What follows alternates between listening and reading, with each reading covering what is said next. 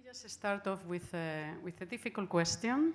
I was before discussing with Gustavo how in some posters and the DVD covers, he appears with a camera filming the subject, in this case the protagonist, his mother, and then also sometimes in a DVD cover he even appears facing the audience. So it's a very interesting picture, which for me highlights the construction, the fact that the documentaries that you produce are like a construction rather than a reflection of reality. No? So the act of filming is so present in your work, and that I think is one of the most striking characteristics of your documentary. That's the picture I meant.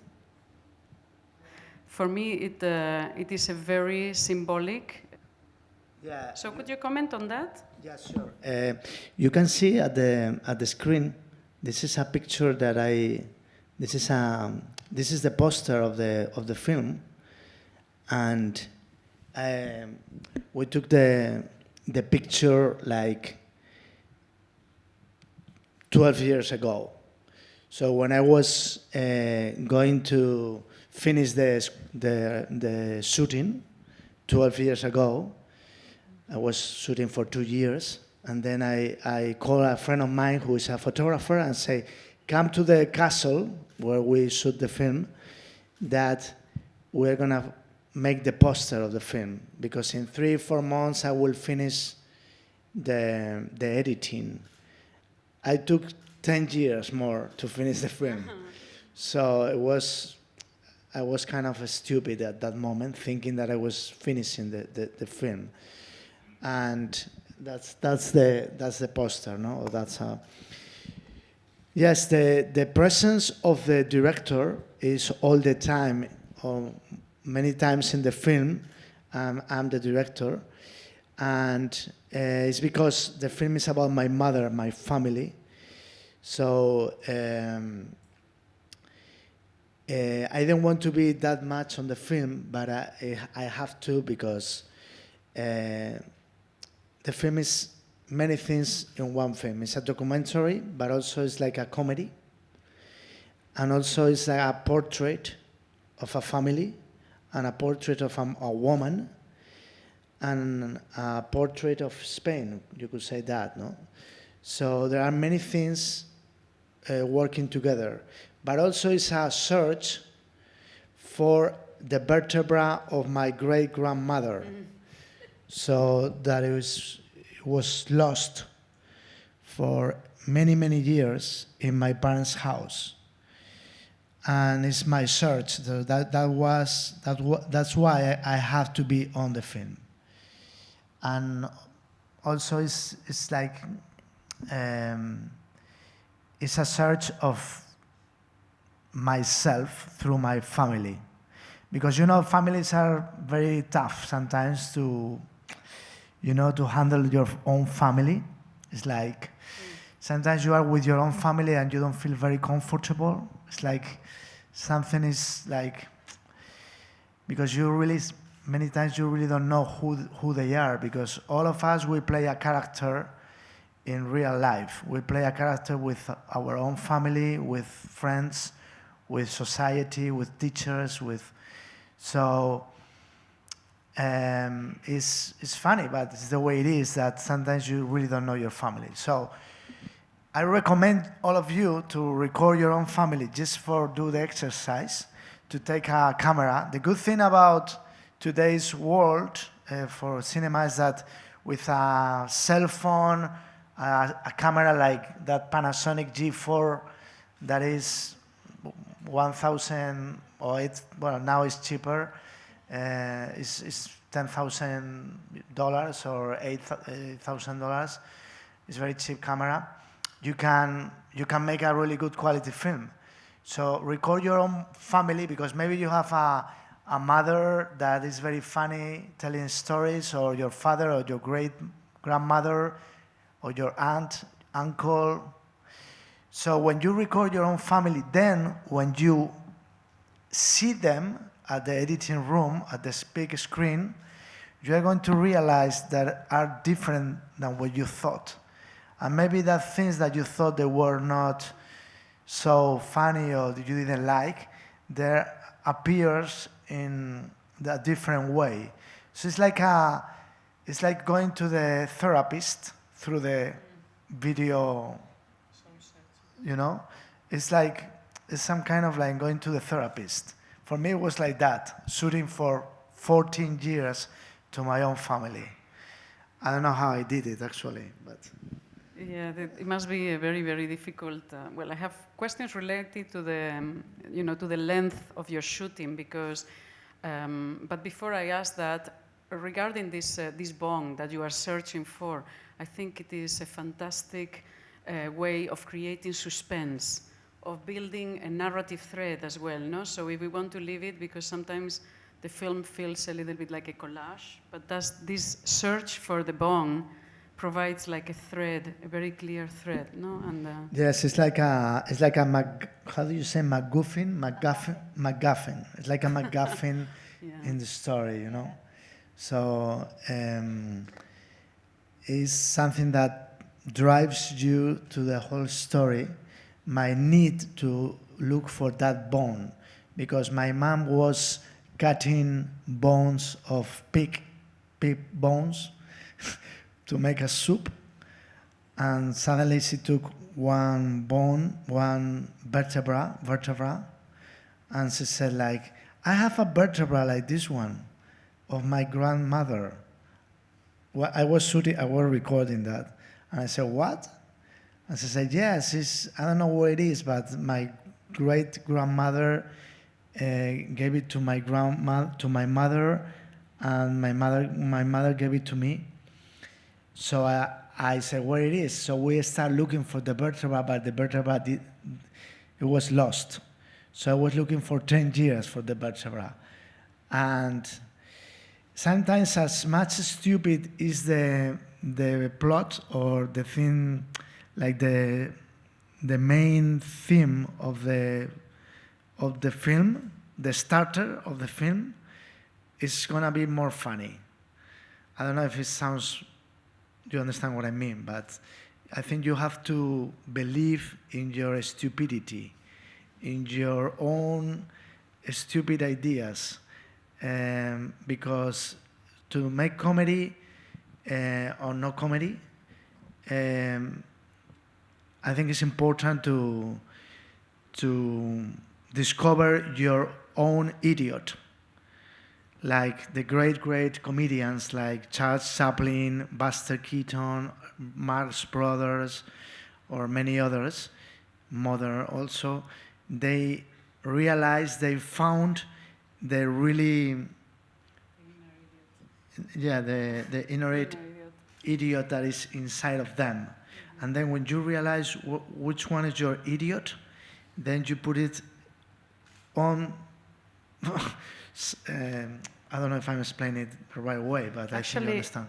Along this line, I remembered how surprised I was when I saw the short Desaliñadas, when you suddenly introduced, like, they are all dressed as lettuces and as fishes and so on, and it looks plastic, artificial. And then you introduce the video like a medical video, right? When it goes into the camera, goes into the, and I thought, wow, it's so risky. Right? It is really risky to do that, because you are like in other visual atmosphere, and suddenly you are using like a doctor's camera to go inside, and you think it's amazing. I mean, you have to, in a way, to be, to exercise that creativity that you are. Yeah, actually, it was my brother's throw. Because. We need to record like a throat and a stomach of someone. So I went to a big hospital in Spain, very big hospital, and I talked to the main doctor with endoscopy. And I told him, I need that for a movie. And he told me, okay, we can shoot that. Okay, so I went with him, but it was funny because they put me a rope, navata, a rope a white robe like a doctor. So I was telling and it was an old lady who was there lying down. She didn't know anything because she went there for a endoscopy, but she didn't know I was shooting her for the movie. It was very tricky. So no, because I mean, how can she know that it's her own? You know what I mean? How can she know it's her own body inside of her? It's like, so I was giving directions like, no, slower, and I was very young at that time. So maybe they thought, or she thought, wow, this kid, you know, he's the master, he's a genius. He knows how to do this better than the main doctor of the, you know? So, but we couldn't finish the way I wanted, and I felt like sorry for that lady, that we were like going down and up, like, you know, in and out with the endoscopy. So I asked my brother to do it, and we did it. You want to see the scene or what? Yes, it will be, I mean, it's disgusting, actually.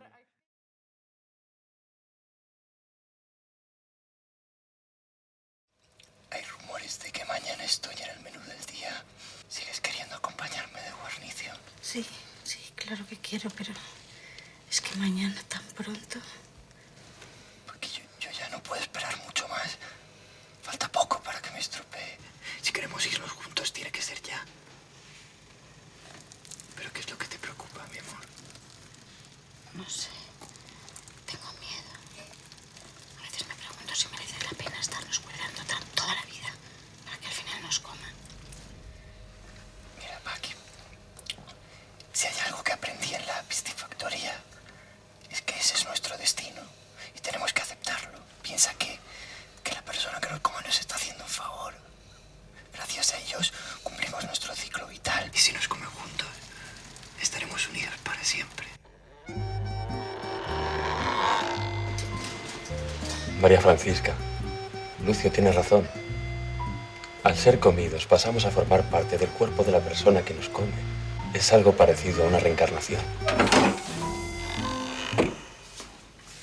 Llevo toda mi vida escuchando la misma historia. Lo que os va a pasar es que os comerán, os masticarán, os tragarán, os convertirán en mierda y luego os cagarán. Esa es la única verdad de la vida. Manda huevas. Me van a chupar las pinzas, tú. Acelgo, ¿quieres callarte y cerrar la puerta, por favor? Pues es que no me sale de los huevos callarme. Que ya sé por dónde vas tú, Lucio, que eres de piscina. Y te voy a decir una cosa. A mi hermana deja de meterle pájaros en la cabeza, que lo único que te interesa es que te haga de guarnición. ¿Te quieres callar de una vez? Que no dices más que estupideces. Pero tonta, ¿no ves que te está utilizando? Vete a emborrachar, que eso es lo único que sabes hacer.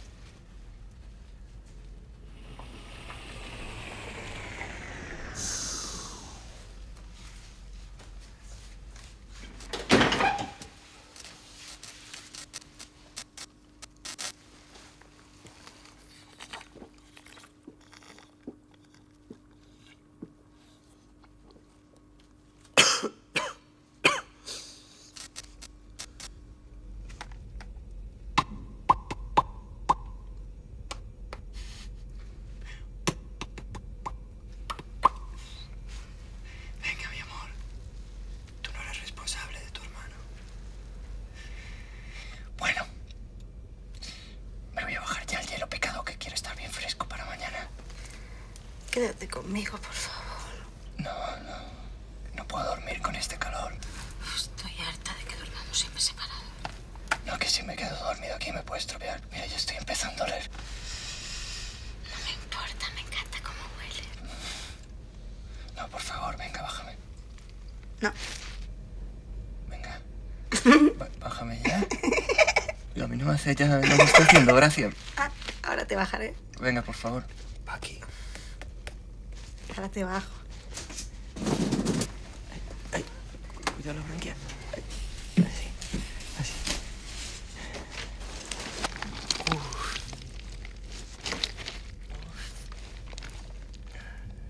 Ya falta poco, mi amor. Confía en lo nuestro. Mañana estaremos juntos para siempre. Ya nunca nos separaremos. Buena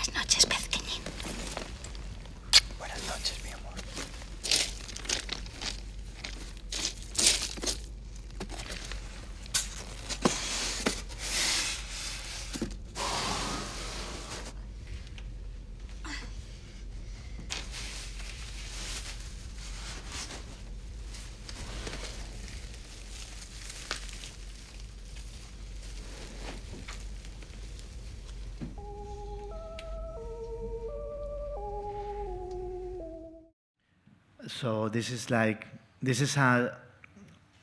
again the stupidity of like to have an idea about a love story between a fish and a salad who fall in love in the fridge of a restaurant. They met and they fall in love, and they believe in this community of food, that if they are eaten if they are eaten, they go to eternal life, you know, because they become part of the body of the person who's eaten them. Yeah. So if they are in love to food and they are eaten together, they're gonna be part of that body for eternal love. So that's what they think, but she's afraid of someone eating her. What? The idea is, when I was telling the producers and people the idea, everybody said like, but what are you talking about? like everybody was like telling like, but how are you gonna do that? You're gonna do like cartoons, like. I said, no, real actors, no way, you cannot do that. So at the end, there is something that I think you have to believe in, even if it's a stupid idea. If you work very hard on that stupid idea for many years, at the end, you can make a good film, I think. At least this film, it won so many awards in the US, in Europe, in Korea, in so many different, so it was very, very success, this film. So it's because every person, if it's a documentary, every idea can be a good idea if you find a universal theme that que conecte con todo el mundo. Basically a theme that connects to everybody. So that's the thing, because everybody can have a good idea. You know that. I mean, you have great ideas. I'm sure all of you have good ideas to make a film, and you know a friend of you that he has always good ideas. The difficult thing is to connect with the people, you know, to make it work. So, and that's only about work. So we're gonna put the endoscopy. That is disgusting, but.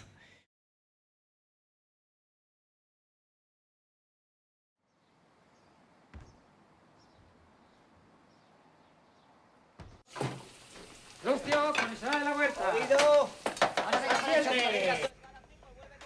Lucio, con ensalada de la huerta. Paqui. Ahora o nunca, ¿estás preparada? Sí, estoy preparada. ¡Viva el menú del día! ¡Viva! ¡Feliz digestión! Anda, y que te folle un pez.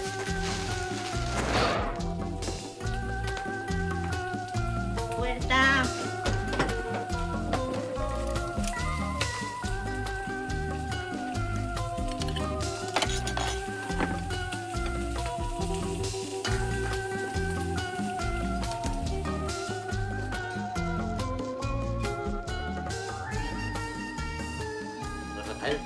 Su Lucio con ensalada de la huerta.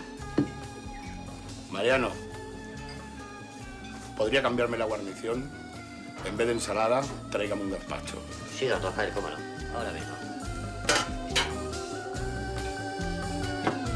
A ver, ¿qué dice don Rafael, por favor? Si se le puede cambiar la ensalada esta por un gazpachito. Okay, so they get separated, and I didn't see it since like 10 years ago. Now I'm seeing it again, and it's because I made this film like 16 years ago, long time ago. I was very.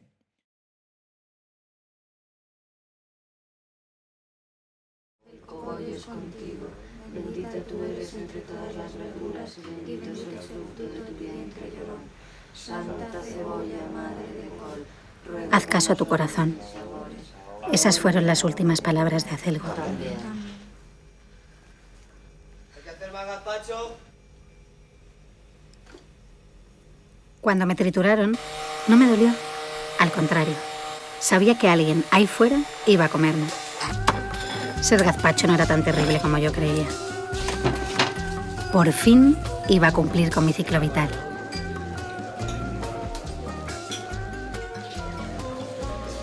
Señorita, ¿su gazpacho? Perdona. Sí. Es que no me apetece mucho. ¿Podrías cambiármelo por una ensalada? Perfecto, de acuerdo. Venga, gracias. Nada. Mariano, Sí. Dígame. póngame un gazpacho. Pues mire, don Rafael, casualmente aquí tengo uno. Ah, estupendo. Muy bien, que la aproveche. Gracias. Era él, el mismo tipo que me separó de mi Lucio. Una cara así no se olvida fácilmente. Pensé amargarme y provocarle un corte de digestión, pero tuve miedo de que me vomitara.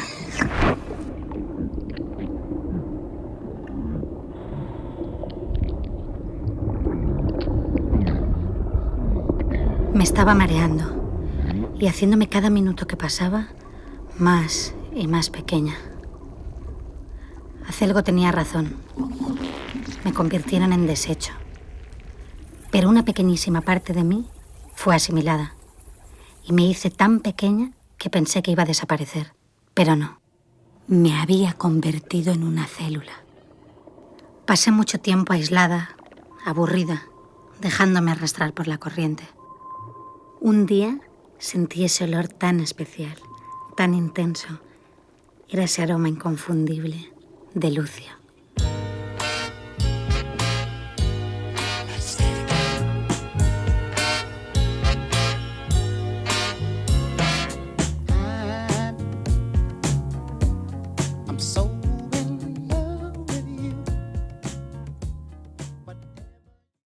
You remember like these films that is like in a way it's like Toy Story, but with vegetables, you know, like when they are alone, they have a community and they talk and they become alive, and when the humans are not seeing them, you know, like so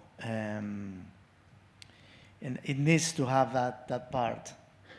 But this film, it was made long time ago, and I didn't have the budget or at that time there was not many computer 3D and all that. Yes, not all the special effects that you have now, but it works. You know, it works. It is the way it is. So. You said, no, that you have to risk. You have to take risks. Yes, always as closest to a risky thing you are, better it's gonna be. But the problem is that maybe you go to the dark side, like. But if you don't take risks, there is nothing. It's not gonna be interesting. Never. I mean, you have always to take risks. And so. Yeah, I also see, I mean, in a way you break the conventions, right? Because one doesn't expect, having seen the first part of the film, I mean, most of this short, you don't expect that endoscopy. And in the same way, in the feature documentary, you know, lots of kids, one monkey and a castle and a monkey, no? Or how was it? Lots of kids, a monkey. And a castle. And you also, in a way, you know, it makes me think with so much humor that we have in that documentary, no? In a way, you're also breaking, when I go to see a documentary about a woman, I don't expect to be laughing throughout, no? So in a way, you also surprise us immensely with that documentary, no? Yes, me as an actor, I've been working for many years, and I discover that many times directors, they get you very tight, too tight. They don't give you freedom, you know? because they know exactly what they want. And sometimes it's good because they are great directors, but sometimes they are not as good. But even if they are great directors, if you have a good actor in front of you, a good actress, I don't understand why directors they don't let them to express and to be themselves at least once. So like, show me what you can. Tell me what you can do, no? So, in this film, in this other film, the Lots of Kids, a Monkey and a Castle, the main actress was my mother. So imagine, you know, like, what can you say to your mother? Like, don't do that, you know? So I let her free, completely free, to all my family to stay the way they want. Suddenly, my mother, she starts in the film, she starts to talk about the film, about how you're supposed to make a film.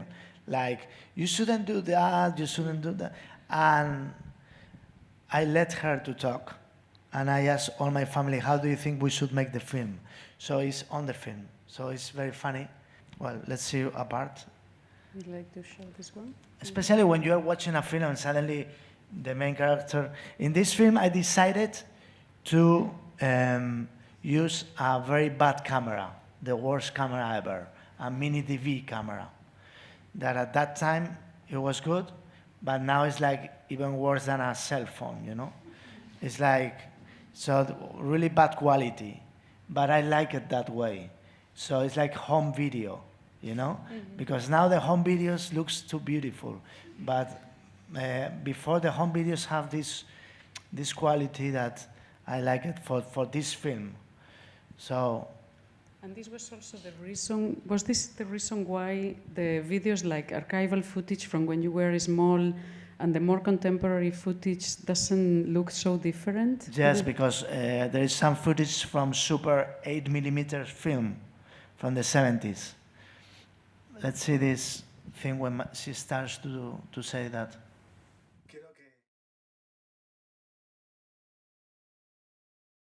Quiero que, para que quede claro, que cojas la fotografía de tu abuela.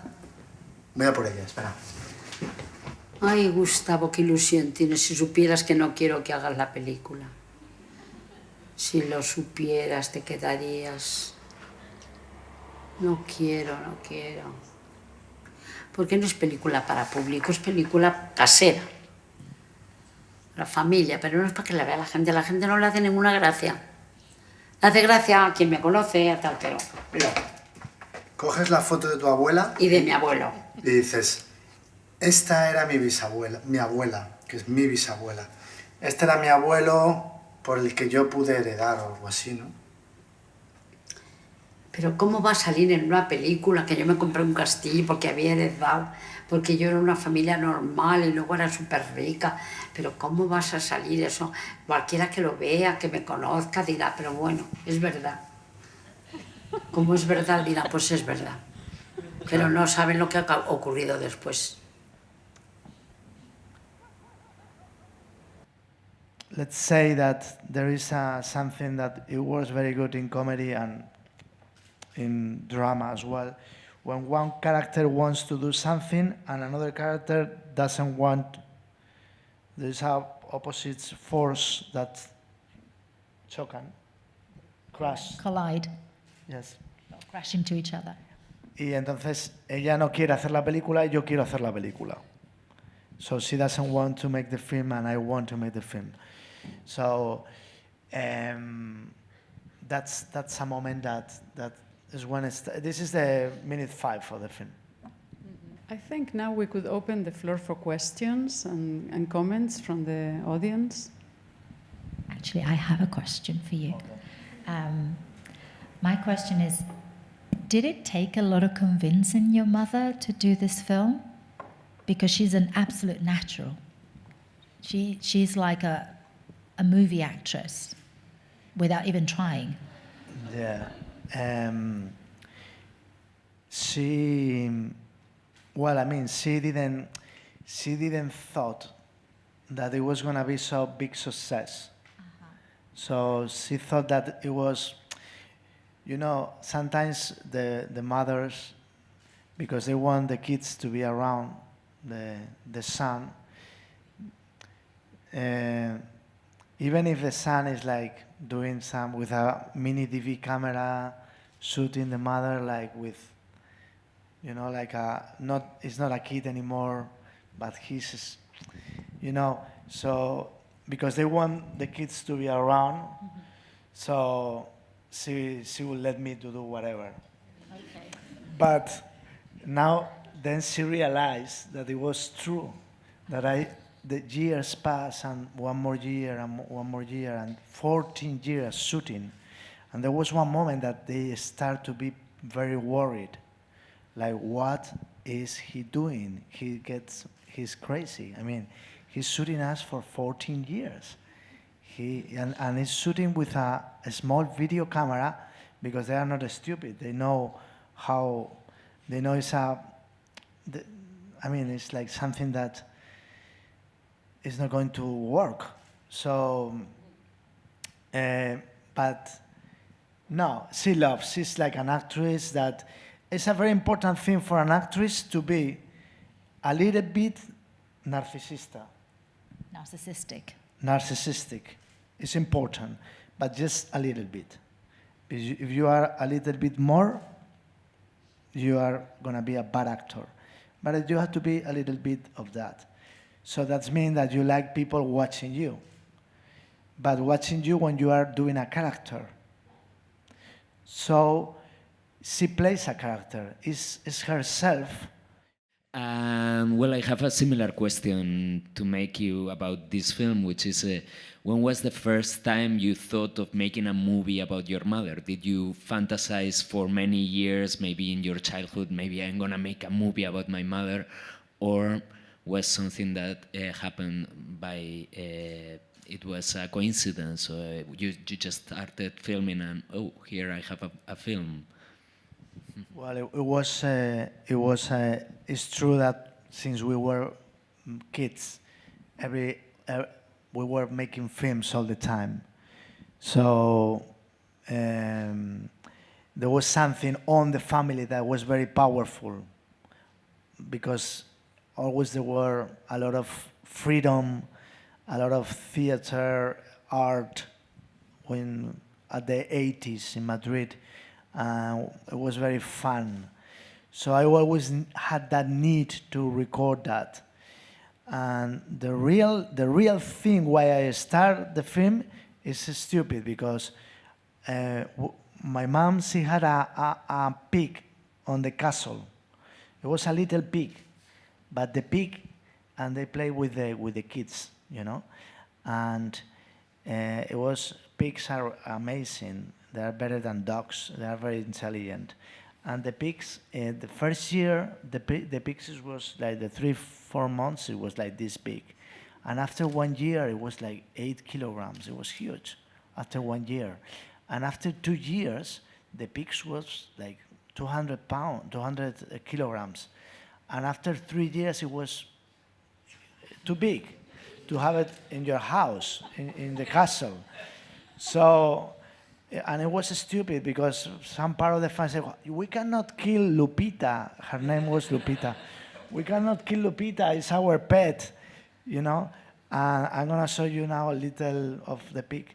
So my mother one day said, okay, we are going to do the killing party of the pig, like long time ago when I was a little kid, that after the war, the people in the little village, they get together, the families, and they do the killing of the pig, and it's like a party, no? And because my mother, she always had this reminds of that time, that before Christmas, and okay, so I went there for the killing of the pig with a video camera to record for the family, and suddenly, when they cut the pig, and my mother saw the fat of the pig, because my mother, as you can see, she's fat, right? So she started to talk about death, the death of the pig, and her death. in a very metaphysical way, but at the same time very idiot way. So, and then she started to talk about the fat of the pig, about her fat. So it was, and I record all that. And then I went back to Madrid, and I do a little editing, like for a short film, and I realized that it was good. It was really good. I said, wow, this is funny. It's good. It's something underneath that I have to look for that. So I started recording for 3 years. I decided to make a documentary about the story of Spain through the killing of a pig. And it was completely failure. It was terrible. But that day, my mother took the vertebra of the pig, another pig, and said, I have a vertebra like this one of my grandmother, and that was the film about. I have one question. During the economy crisis, did you ever thought of giving up shooting? Because even during, because your mom has to sell the castle, right? And then you were even filming yourself crying. So how can you continue film that during the situation? Yeah, that's a good question too. It's again about the risk. You know, you have to take risks. So the story is about a woman who has 3 wishes: to have lots of kids, a monkey, and a castle. And she got the 3 things, right? So I'm gonna make a spoiler, sorry, but doesn't matter. So there's one moment of the film, she talks about the monkey, the kids, and there's one moment of the kids that of the film that she lost the castle because the economic crisis, and the bank took over, no? Yes. The castle. Repossessed. Yeah. So there was a tough moment for the family, but my brother called me saying that we have to go to the castle to remove, because my mother she's like a hoarder, you know? She keeps so many things.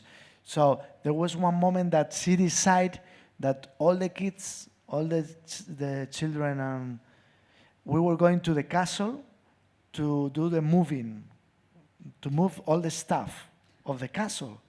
So I thought, why a company, they can do it. Say, no, we're going to do it ourselves because it's very expensive and it's better if we do it ourselves. So we were, all of us with trucks, to do the moving of the castle. So when my brother said, we are going to do that, I thought, now I have a film. Because I was very lost, shooting for so many years, and I thought, I need something more powerful. So I asked my family, I'm going to record this for the film. But they were so sick of me and of the camera, they say, okay, do whatever you want, you know? So, yes, it was tough to take decisions in the editing room, because I was 2 years doing the editing, and so many times I thought, should I put this on the film? It's too personal to put your own family, like, with all these matters. It's too much. But I think at the end, all expression is, toda expresión es sanadora. Any kind of expression heals you. It's healing, no? Yeah. You say, yeah. Every expression is healing, no? So through arts is a very good that's why many people that is sick or doesn't feel well or has mental problems or whatever, they say, do theater, paint, write, do something about an artistic thing that is healing you. So I think that the film, it was like a cathartic thing for the family. It was good for the family, even if it shows dark part of the family. But did you find that it caused friction, like with your siblings? Were they upset about some of the things that you included? Was there any talk about you can't use that? Well, sometimes they were afraid. a little afraid. Some of them. But my mother, she has a lot of power on the family, as you can see. Yes. So she was like, the film must be done, you know? And I mean, she didn't say it like that because she's, I think it's very interesting what the character says and what the characters really think. And my mother, she was always complaining about the film, but you can tell she loves to be part of it, you know?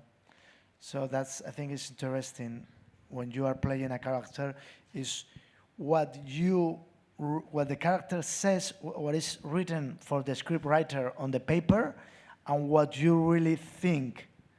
And that's important for an actor also to know these two línea de pensamiento. Line of thought. Any other interesting questions? Even if it's not interesting. I'm sure it will be. Because the answer is completely stupid, so.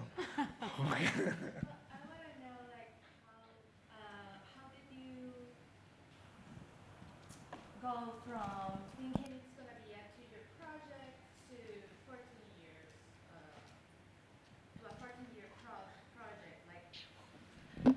Like, how did you do that? I mean, to go from 2 years to 14 years, and how did you know when to stop, or you were tired of it, or like, can you talk about that? Yes. I really don't know. I'm scared when I think about it. Really, I wouldn't do it again. It's too much. 14 years shooting your mother. Are you insane or what? I mean, do you have like some kind of complejo de Edipo? Oedipus complex. Or something like that. And I was shooting, I was lost, completely lost. But I knew there was something that that it was going to be good. I knew that it was going to be a hit. I knew that something it was going to be like completely different than what it was made before. And actually, I really believe that there is not many documentaries in the whole world that are comedy. Very, very little ones. You just have to look at the ones you're competing with here at the Hong Kong International Film Festival, right? Many of them are about migration, about... yeah, maybe they're great, but even a lot better than mine. But this one is a comedy, so it's kind of like really something very weird, rare. So, I was saying that yeah, I was completely lost. But I knew that something was good. So at one moment, I was so lost that I went to my shrink, to my therapist. You say therapist, right? I went to my therapist, and I asked him, "Can we record the sessions? The sessions? Yeah, the sessions. Can we record the sessions?" And he was like, "I need it for my film." And so I record the sessions with the therapist, and I was recording for a few days, and I record different years, thinking that maybe through the sessions I could do this structure of the film, like Woody Allen or something like that. And I did the editing with the sessions, but I removed it because it was too fake. It was real, but it looks fake. It's funny, that thing. And I don't know, it was some kind of like a journey for me to make this film. I don't recommend you to make a film about your family because it's too much. But I do recommend you to shoot every. I told you before, but I'm sure every mother, father, aunt, cousin, grandfather has at least one funny story to tell. One. Think about it. Go tomorrow, or when you see your mother, Is there anything that happened to you in your life that is funny, that is really something that blow your mind, or something that you realize something so important, or something happened to you, and record that? At the beginning, they're gonna be like, "Oh, don't record to me like that," but so I don't know why I did it, but it was about.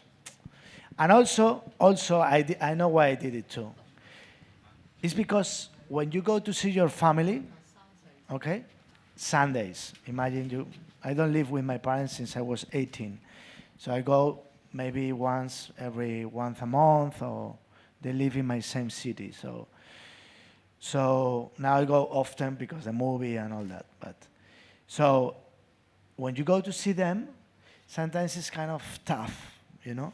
But if you go to see your mother and you take the camera and you are recording her, instead of listening what she's saying, that you don't give a shit about what she's talking about, you know,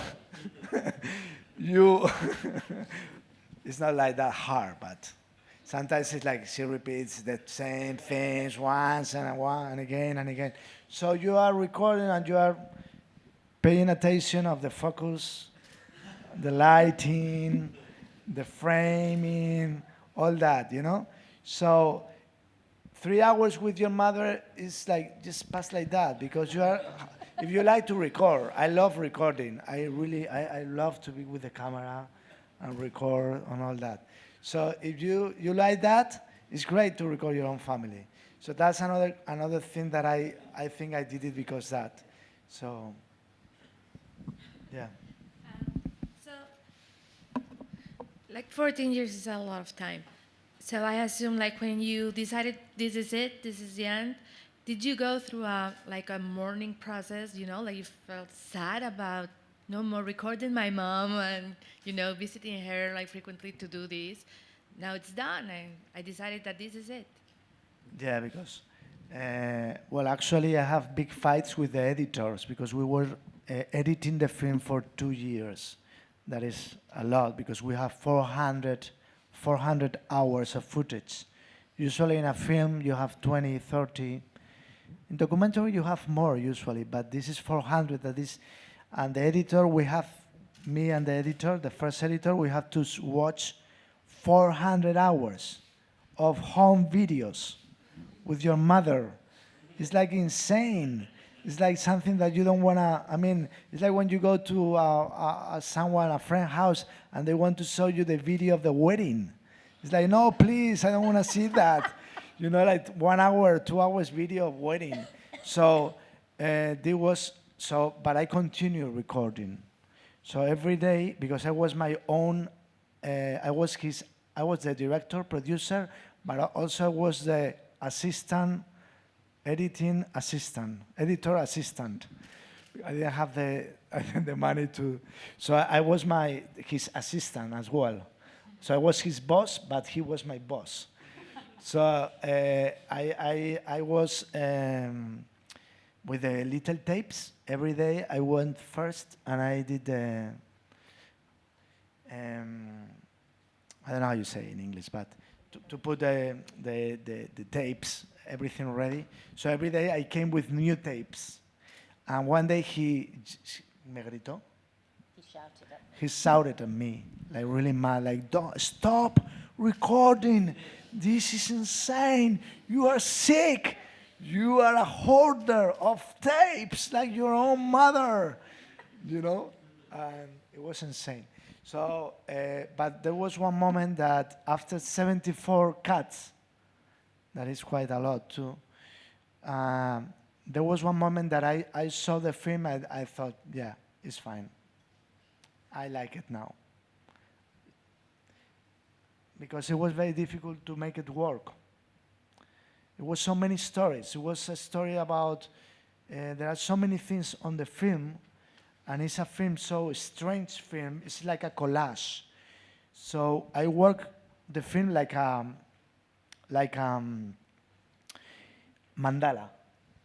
Like a mandala? You know You what know a the mandala Tibetan is? mandalas? So in a mandala you have like different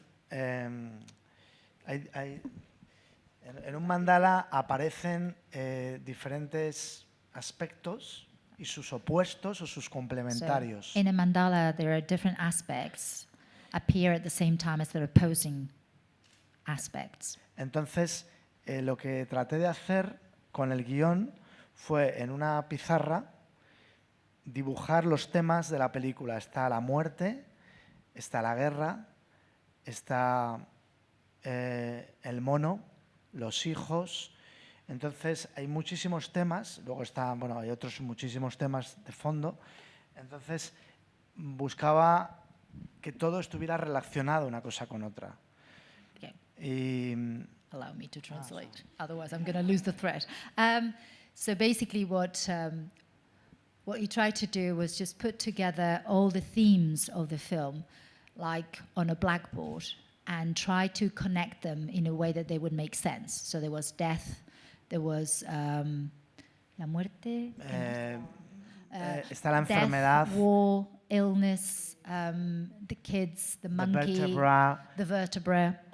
Yeah, the castle, la ruina. Yeah, the economic crisis and the ruin.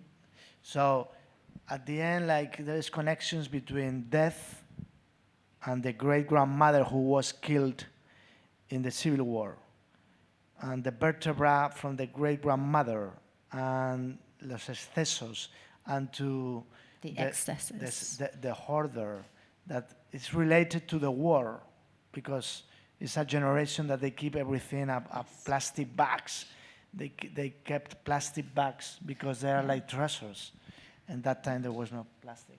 Yeah, but basically there's this running theme in the film where there's a lot of hoarding, or keeping everything because you never know when it's going to come in handy.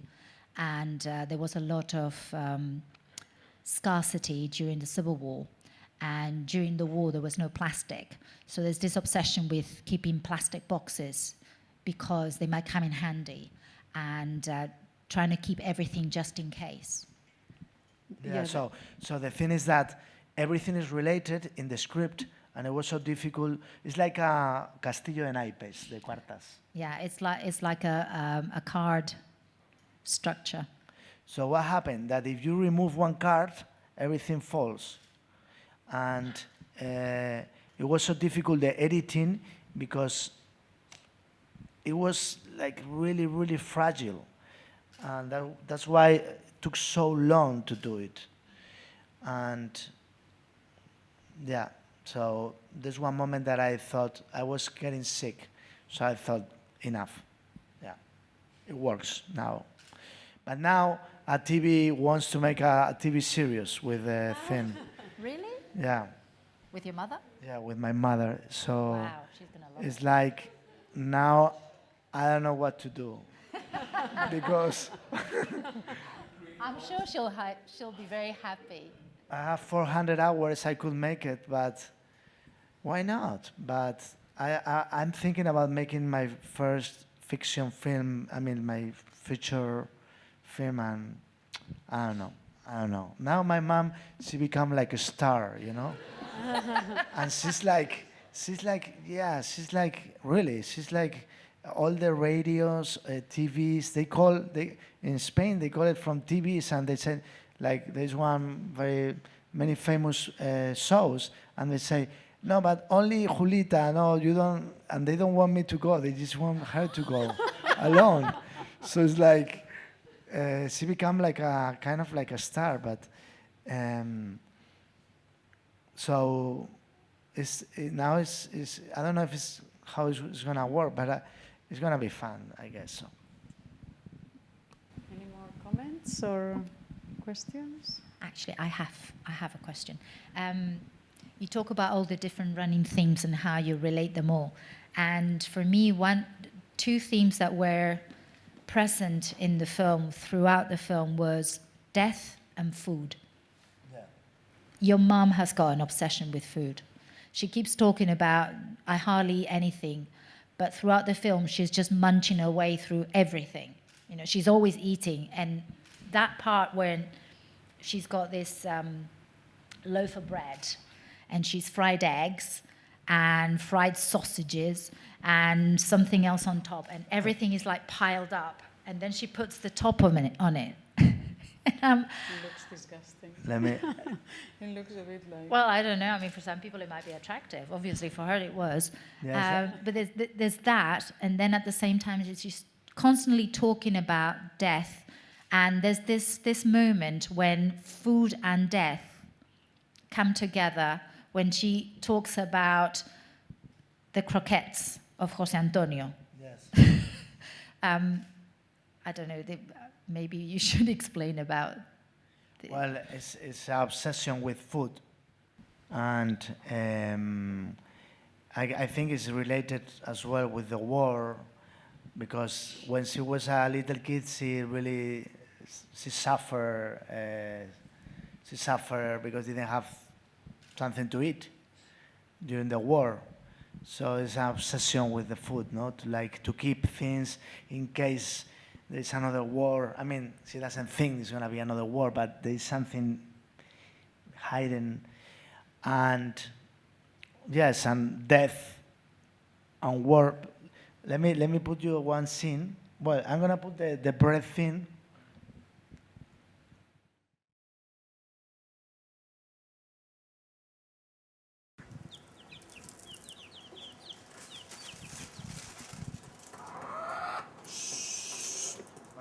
My father.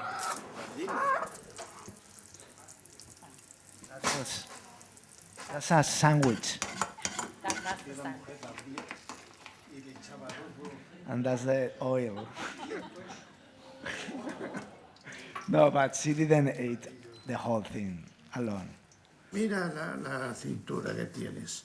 Vamos, No, si no tengo cintura. ¿No tienes? No tengo. Pues por eso. Pero si me tocaras más veces y me dijeras, oye, está, pero no me tocas. Ya.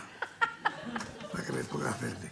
Uy, si tú me tocas te voy a poner yo verde. Sí. Estoy deseando que me toques. Sí, pero creo yo que no es verdad.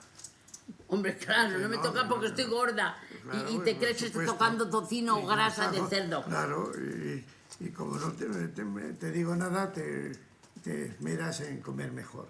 Si tú me tocaras y tardaras en tocarme todo el volumen, diría, pero bueno, ¿dónde vas? Es que te estoy tocando entera, pero no me tocas. Que no, yo sé lo que... Si yo lo comprendo que no me toques, porque no estoy de gusto. Pues nada. Soy una mujer grasienta y no estoy apetitosa. Y siempre pide Ay, los hijo mío de mi restaurantes vida. y pide información. Ahora y hablamos pide de mí, ¿no? Otro día hablaremos de que ti. se acopla. Otro día hablaremos de ti. Oye, Antonio, Hombre, sí, que a mitad- no puedo darle un beso porque toca el pito. Claro. No puedo acercarme a él porque toca. No puedo... Es que es una cantidad de deficiencias que tenemos los dos tremenda. ¿Sabes lo Yo que por se- gorda y tú por sordo. Well, I don't know why I put this scene, but I guess... When she's talking to him and she's referring to herself As food. as food. Let me say, I'm not tasty. Yeah. I'm not delicious.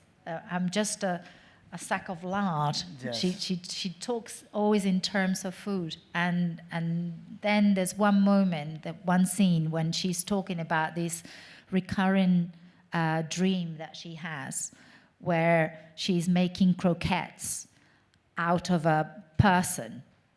She's using someone's flesh to Yeah. make croquettes. Yes. She has this, I think for her, food is like her lover, Yes. you know? Because she says that the guy was really handsome. And Yeah. then she dreams that she's making croquettes out of him. Yeah, food is like, it's like she's with my father for 54 years, but she has a lover that is the food, you know? And I would also like to ask, coming back to the structure of the film, there are quite a few moments in which you make a montage of pictures, right? Like from the childhood to the adolescence to the...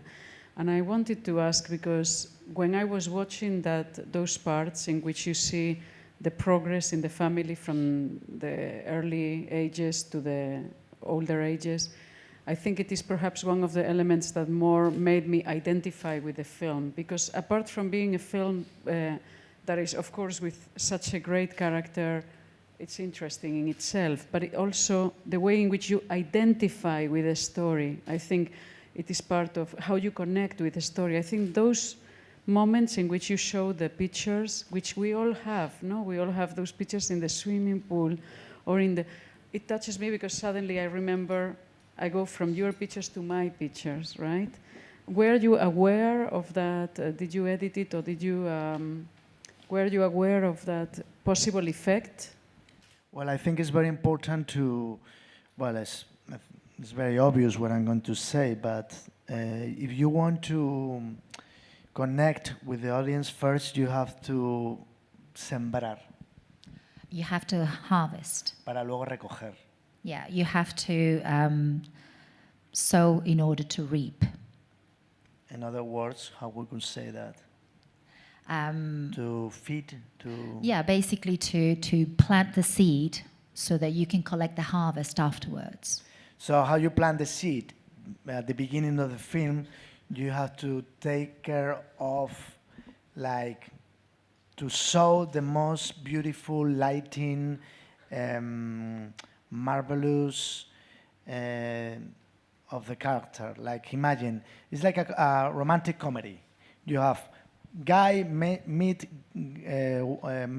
woman, they fall in love, and guy lost woman, and then at the end they get back together, no? That's like the most usual romantic comedy.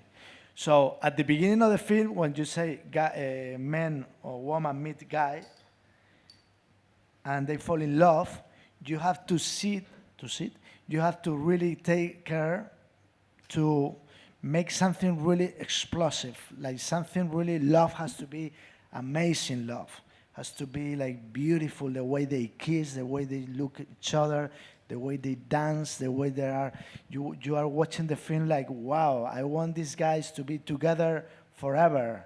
Like this is really love, this is real love. So when they se separan, when they separate, you are gonna feel sorry and you want them be back together, no? So it's something similar here.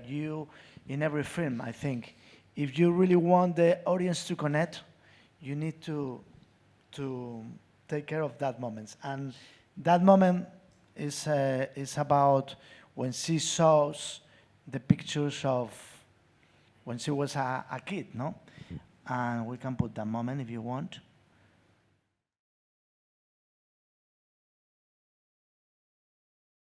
Cuando yo tenía 14 años. Sí, y ahora me tira el cuadro de mi madre y lo rompe. Ya voy, pero... Tú fíjate el cuadro de mi madre ahí, que me lo rompe. Ay, no, son muy cuidadosos. An accident. ¿La ha roto? No. Lo voy a poner cerca, los quiero ver.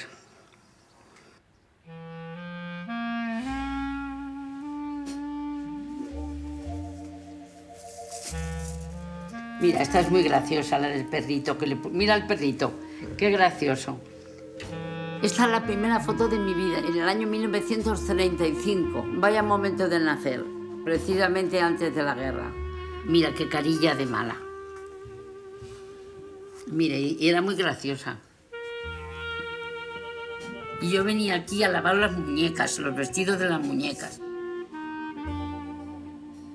Tenía una hermana gordita, gordita, gordita, mira qué mona. Y yo, claro, como era mi hermanita, la cogí así con cariño. La pobre recibió toda la carga del sufrimiento de mis padres.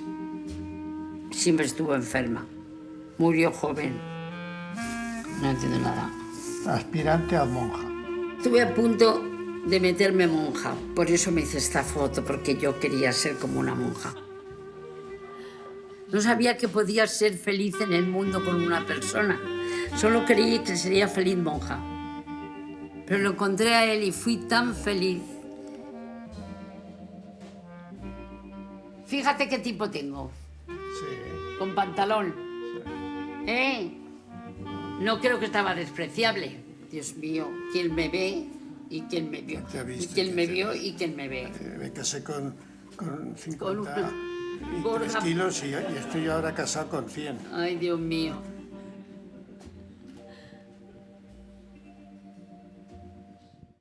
Like in many documentaries, they use pictures, like they scan the picture, and so looks very well. And now many people are using this effect that separates the picture from the behind the background. But I wanted to do something very home video, like with the camera, like very handmade camera. And even with those technical characteristics, your work manages to be selected to some of the most important film festivals in the world. No? With those technical, I mean, having made the film with this camera, no? When you know that in film festivals many times they look at the 35 millimeters and the, right? Well, I think that the most important thing in film is the sound. You have to have a good, very good sound. I think that one of the things that Dogma 95 demostró, what it demonstrated is that you can have a city image. Actually, they shoot it with mini DV as well. Doesn't matter, but the sound has to be good. You have to understand very well the dialogues, everything. So if you make anything like documentaries or with any kind of camera, don't worry about this, if the story is powerful, but the sound has to be important. I just want to make a comment that there's a scene that I really like is your mom sitting with her grandchildren, like a baby next to her, and then they're eating together. Ah, yes. Yeah, and then I really like it is because I think the whole film is to not celebrate your mom's life or stories, but she talks about death like in a very funny way, or like she doesn't really care. And then I always think that old people, when they get older, they're like children again. So I really like that scene because it's like a contrast, but in the same moment, like the baby and your mom, they kind of look, yeah. Yes, I think it's really nice what you're saying, because I believe in that. I believe that there is one moment when that is sad, but it's beautiful at the same time. That when your parents, they get old, it's sad when they get old, but also it's beautiful because it's like suddenly they become like your children, no? And it's a really beautiful moment in life. And it's sad that thanks to the film, I really think I connect with that part of them. And I see for a friend of mine that they miss that moment of their lives. It's like when you have a kid and they say, oh, you know, my kid suddenly is 7 years old. I miss that part. It grew up so fast. So there's one moment with your parents that they become old. That is beautiful too. But again, it's like you go to see your parents and they tell, sometimes you have, I don't know if it happens to you that someone tells you like, oh, how fun is your mother?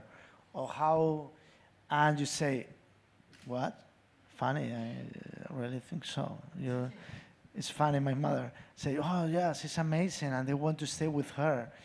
So that's what happened to me. I realized that she was very funny and very interesting and very through the film. But I'm just saying this to be aware of that. And I think the good thing about the film is that many people, when they see the film, suddenly they call their mothers or their parents after when they finish seeing, and I think that's beautiful. So we are very happy to have spent this time with you. Thank you very much. Thank you so much for being here and listening to me all this time. Thank you very much.